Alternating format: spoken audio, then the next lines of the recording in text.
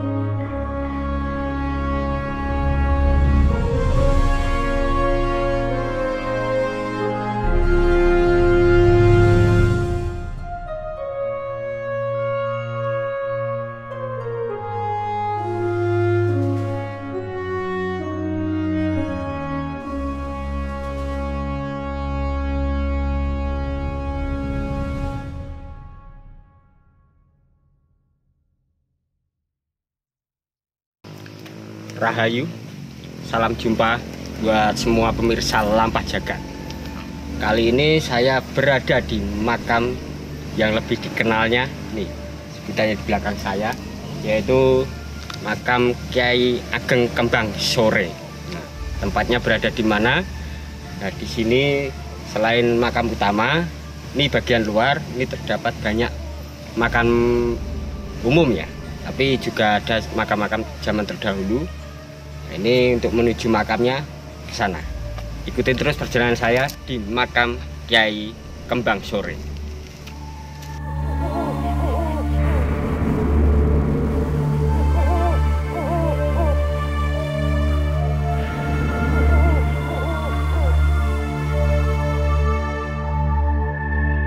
Salam Pak Jagat. Ini saya sudah berada di lokasi, yaitu di makam Kyai Ageng Kembang Sore. Nah, makamnya berada di sebelah kanan saya. Nah, yang berada di sebelah kiri saya itu terdapat 3, yaitu diantara lain 1 yaitu Mertawangsa, yang sebelah kirinya lagi yaitu Sosro Winoto, yaitu merupakan bupati kedua Magetan ya, Sosro Winoto. Lah yang sebelah paling ujung sendiri itu merupakan makam Sosro Dinoto, yaitu merupakan bupati ketiga. Yaitu pemakamannya berada dalam satu lokasi. Bisa kita mempelajari bersama tentang adanya makam yang berada di sini. Ini cuaca juga lagi gerimis. Alhamdulillah kita bisa neduh di sana.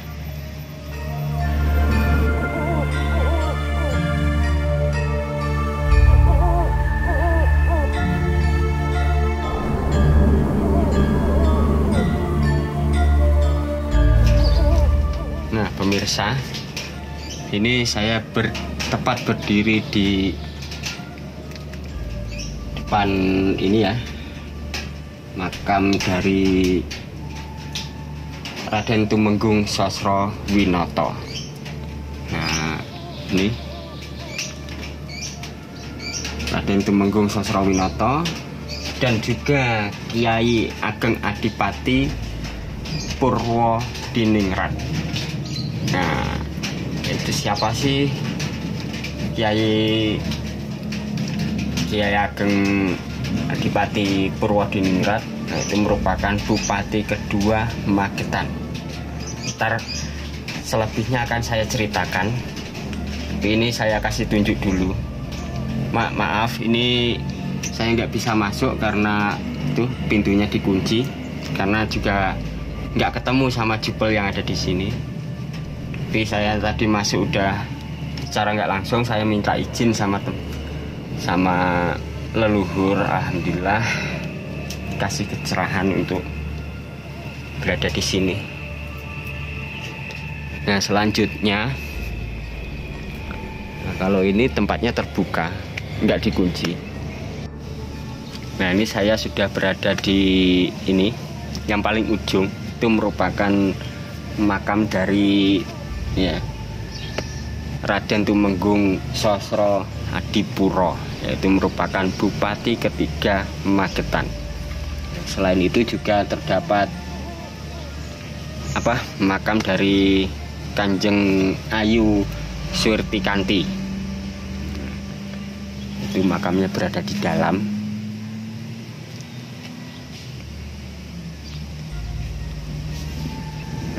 Ini yang terbuka ya tempatnya, jadi mungkin pengunjung yang kesini itu bisa masuk ke dalam, tapi harus minta izin dulu sama jubel jerawat yang di sini.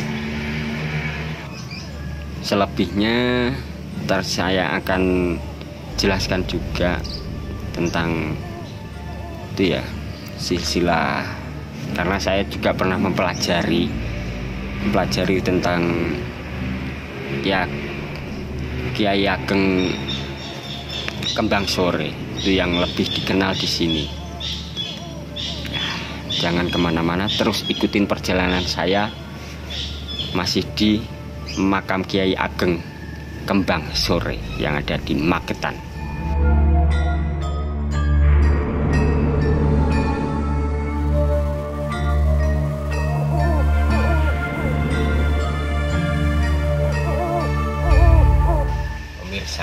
Ini karena cuaca juga lagi gerimis, ini alhamdulillah ada tempat buat saya neduh di sini. Nah, ini sebelah kiri saya, tempat saya duduk ini itu merupakan makam dari Raden Ayu Mertawangsa beserta Raden Ayu Cokrodinoto. Jadi di dalam tempat ini terdapat dua makam yang saya sebutkan tadi. Nah, sebelum kita berbicara tentang Kiai Ageng Kembang Sore, nah langkah baiknya menceritakan dulu tentang siapa sih Kiai Ageng Kembang Sore dan siapa pengikutnya atau muridnya. Ini kembali ke masa lalu yang dari sebuah kisah sejarah yang saya pelajari tentang tempat ini, yaitu mengenal nama Kanjeng Kiai Adipati Purwo atau Purwa Diningrat. Nah, itu siapa sih Kiai Adipati Purwo Diningrat? Nah, itu yang merupakan beliau itu berasal dari Madura. Nah, berasal dari Madura, merupakan generasi keempat dari Panembahan Cakra Diningrat satu Raden Praseno. Nah,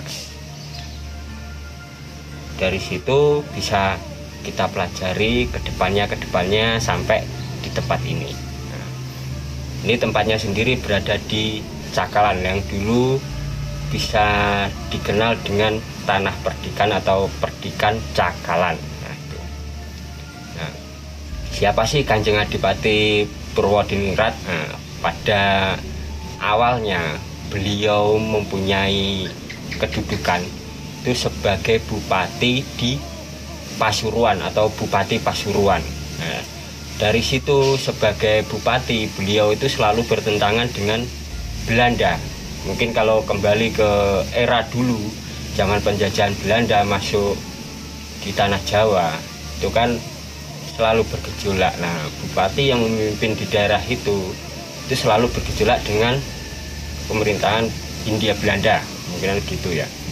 Nah, dari situ beliau mempunyai keinginan atau mempunyai niatan untuk berguru, paling enggak itu berguru.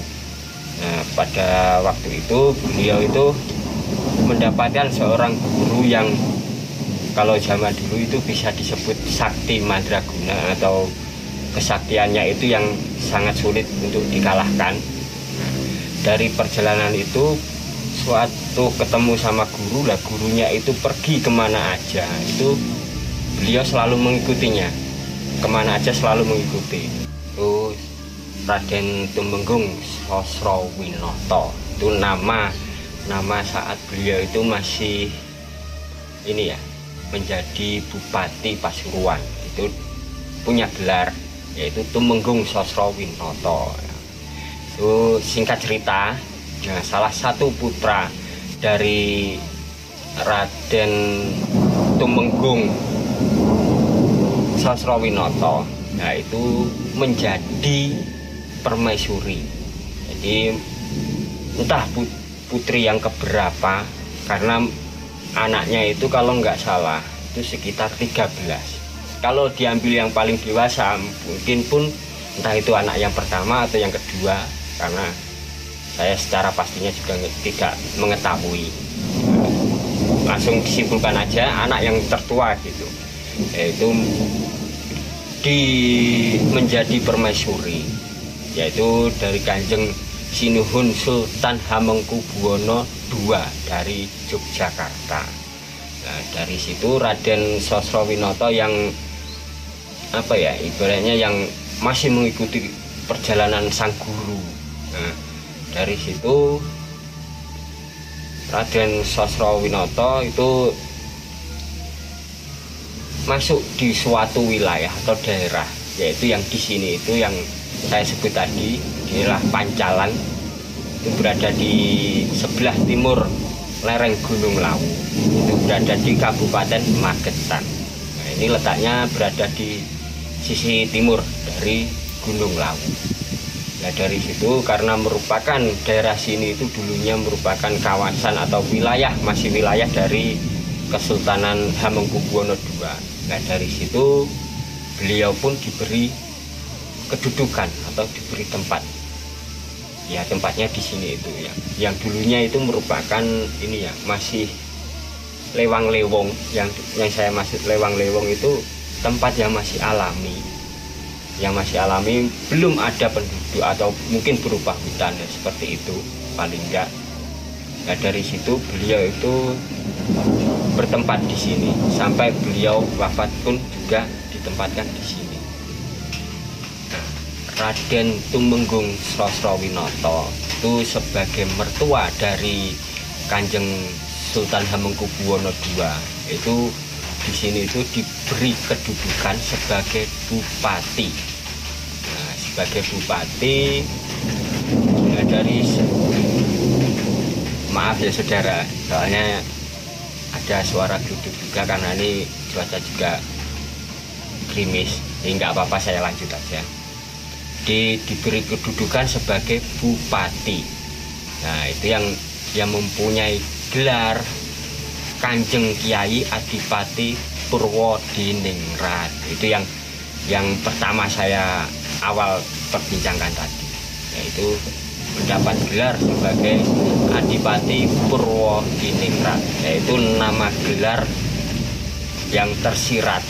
Jadi tersirat di kedudukan beliau sebagai kiai dalam bidang spiritual, yaitu. Nah, kembali ke penyebutan nama Kiai Kanjeng Kiai Kembang Sore. Siapa sih beliau?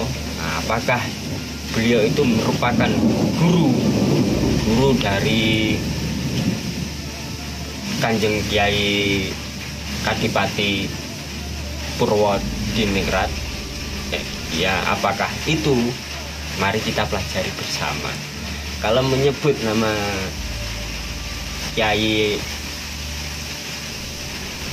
kalau menyebut nama Kanjeng Kiai Kembang Sore, itu kenapa sih dinamakan Kiai Kembang Sore? Dari legenda cerita yang berkembang di masyarakat yang masih lekat sampai sekarang, Kiai Kembang Sore itu dulunya itu merupakan seorang yang sakti, yang berbudi luhur. Ya, kesaktiannya itu saat beliau menanam biji bunga atau biji kembang. Jikalau menanam waktu sore, itu paginya sudah berkembang ataupun berbunga. Jadi itu yang mengeluarkan aroma yang luar biasa wanginya. Nah, dari situlah beliau mendapat julukan atau lebih dikenal Kiai Ageng Kembang Sore. Nah, siapa nama aslinya ya saya pun juga nggak berani menyimpulkan atau menyebutkan siapa sebenarnya nama asli dari Kiai Ageng Kembang Sore. Nah, dari sinilah kita bisa belajar bersama-sama.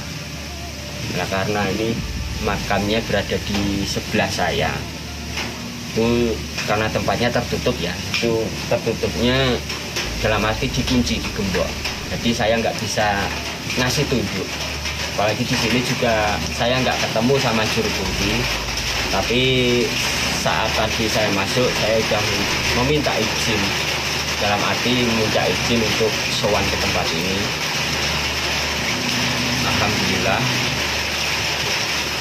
itu di sini saya bisa menunjukkan selain terdapat makam Kiai Ageng Kembang Sore, yaitu dulu yang merupakan 3 dari pengikut beliau juga dimakamkan di sini.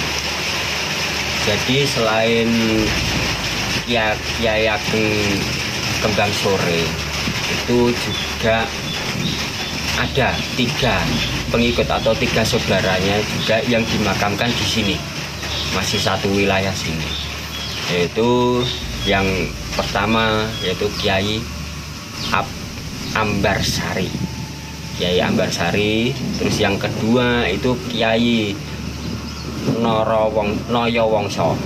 Ini Noyowongso. Selain Noyowongso yaitu satu lagi Kiai Sorowongso. Nah, itu merupakan saudara atau pengikut beliau yang sangat setia, yaitu dimakamkan di sini juga. Makanya di sini itu terdapat beberapa makam. Selain itu juga banyak makam-makam tua, yaitu yang terdiri dari apa ya? Kalau ini seperti batu. Jadi kayak makam-makam keramik atau apapun itu yang mungkin kerabat-kerabat beliau yang dari bupati, mungkin bupati yang kedua, ketiga ataupun yang selanjutnya. Itulah kisah-kisah yang bisa saya ceritakan di sini yang masih berkaitan tentang selain makam Kiai Ageng Kembang Sore. Nah, di sini pun mungkin malam hari ya, itu mungkin malam hari juga terdapat banyak peziarah yang datang ke sini. Itu ya selain para pelaku spiritual ataupun apa. Tapi kelihatannya kalau siang ini mungkin karena cuaca ya, karena gerimis, makanya tidak ada peziarah yang datang ke sini. Ya, dari sinilah perjalanan saya menuju Kiai Ageng Kembang Sore. Mohon maaf saya tidak bisa masuk ke dalam, jadi tidak bisa ngasih tunjuk, soalnya tempatnya dikunci. Ya, moga pertemuan saya di sini bisa diambil pelajarannya, adapun manfaat bisa bermanfaat dengan baik. Jadi tetap jangan kemana-mana, ikutin terus perjalanan saya di Lampah Jagat di video-video selanjutnya. Rahayu.